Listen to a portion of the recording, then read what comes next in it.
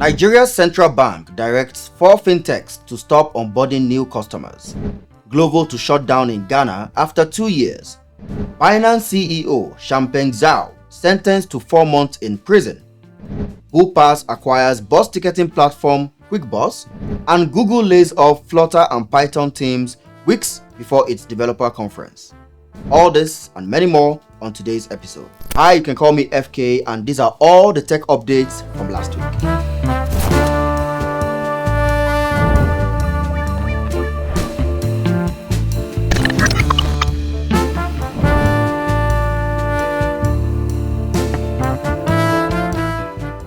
Following a directive from the Central Bank of Nigeria, popular fintech platforms including Kuda Bank, Moneypoint, OPay and PalmPay have halted the opening of new accounts for customers. This move comes after the Economic and Financial Crimes Commission (EFCC) blocked 1,146 bank accounts allegedly involved in unauthorized forex dealings.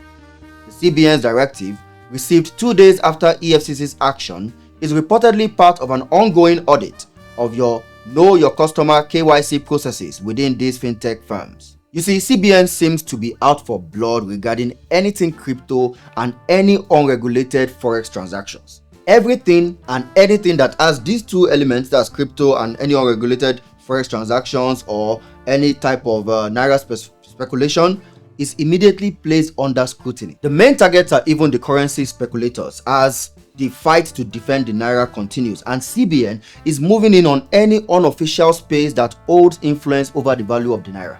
Sources within the affected fintech companies have indicated that the directive to halt new account openings is temporary.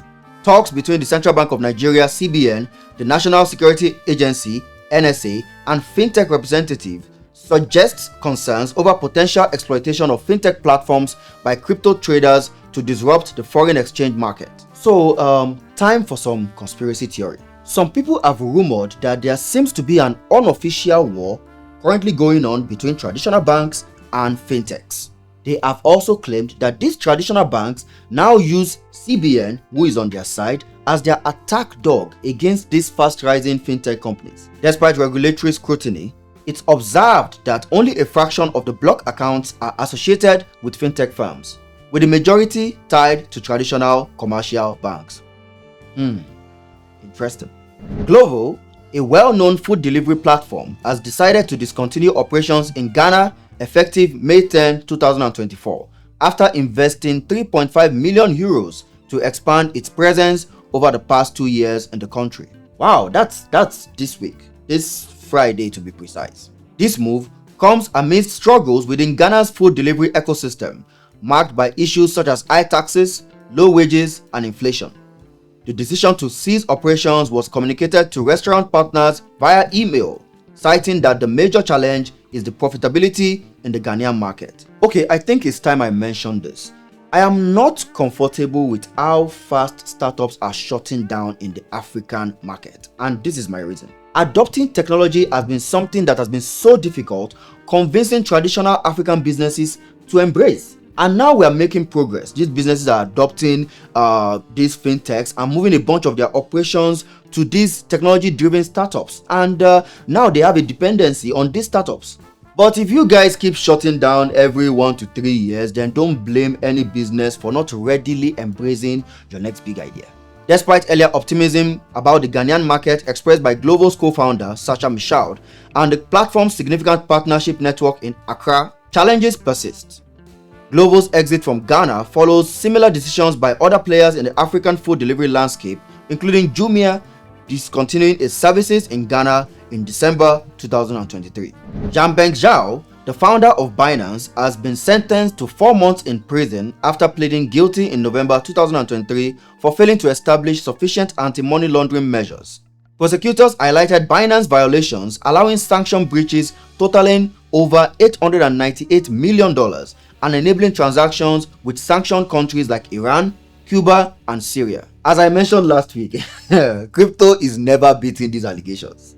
If the crown prince of crypto exchange platforms is in this kind of situations, then what chance do you have convincing governments to adopt crypto?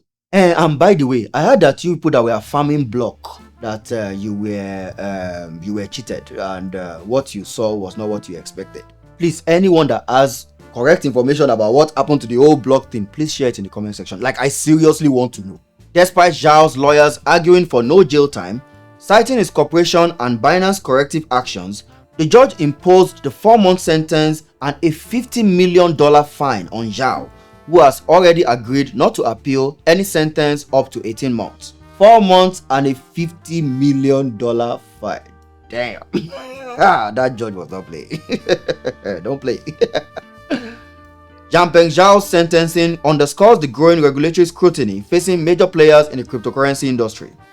Binance, one of the world's largest crypto exchange, has recently faced several consequences for its lax compliance with US laws, resulting in significant financial violations and national security concerns.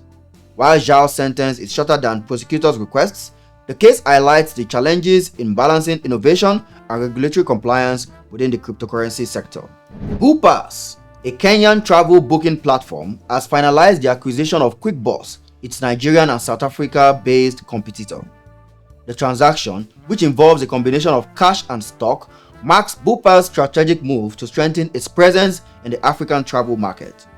While the specific financial terms remain undisclosed, Quickbus developers and product managers are set to join Quickbus, facilitating the integration process. I mean, why try to beat them when you can just buy them? Additionally, the acquisition enables Quickbus to leverage Quickbus's existing partnerships with major distribution channels in Nigeria and South Africa, including Vodafone's VodaPay app, expanding its reach and service offerings across the continent.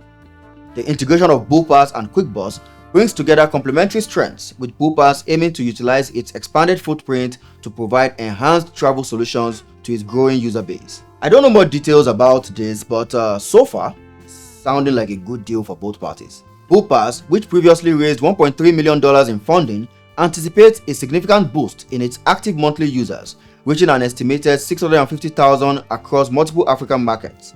Moreover, with Quickbus' track record of selling over 6 million travel tickets and generating more than $100 million in ticket sales, the acquisition signals a strategic step towards offering comprehensive travel options, including train and flight bookings, to customers in East and Southern Africa. Google has reportedly conducted layoffs across key teams like Flutter, Dart, and Python ahead of its annual I/O developer conference.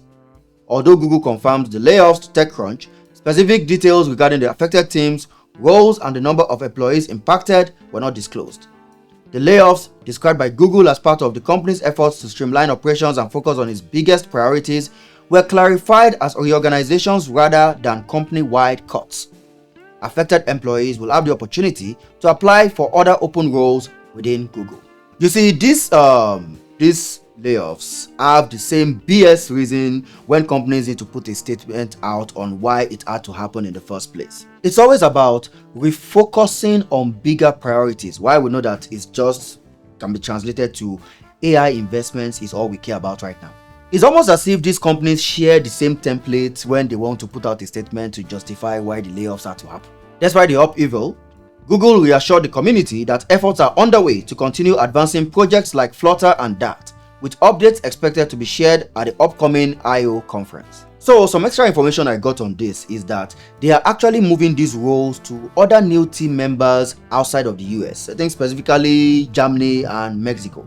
So, is Google starting to outsource jobs overseas? Within a year, Google went from you can no longer work from home, you can no longer work remotely, you have to come to the office at least 3 times a week, to, maybe we'll just do this for Mexico, What do you think? While concerns have been raised regarding the impact of the layoffs, Google has pledged to support affected employees by providing access to outplacement services, severance, and opportunities to explore roles within or outside the company. It's now time for speedrun. Let's go. Elon Musk got Tesla's charging team after winning over major automakers.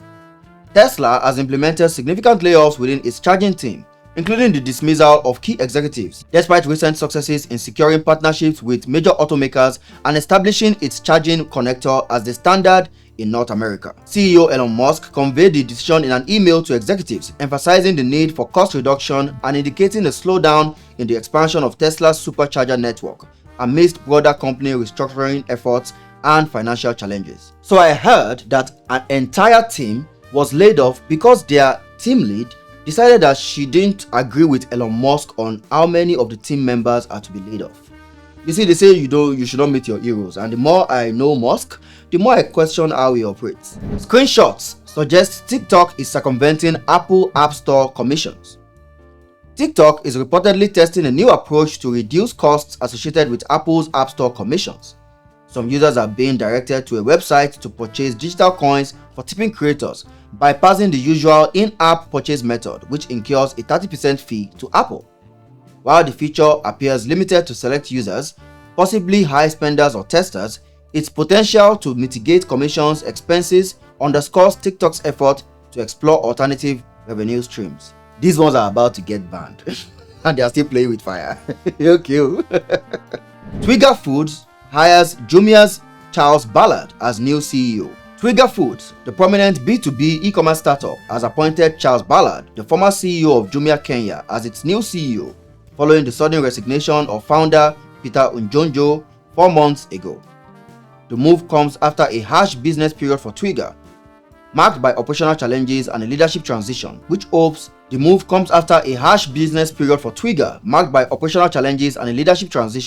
with hopes that Ballard's leadership will usher a new era of stability and progress for the company. Turns out, the Rabbit R1 was just an Android app all along. Rabbit's R1 AI gadget launched recently, facing scrutiny as it discovered that its functionality can be replicated using the Rabbit Launcher APK on a Google Pixel 6a, indicating that it might essentially function as an app.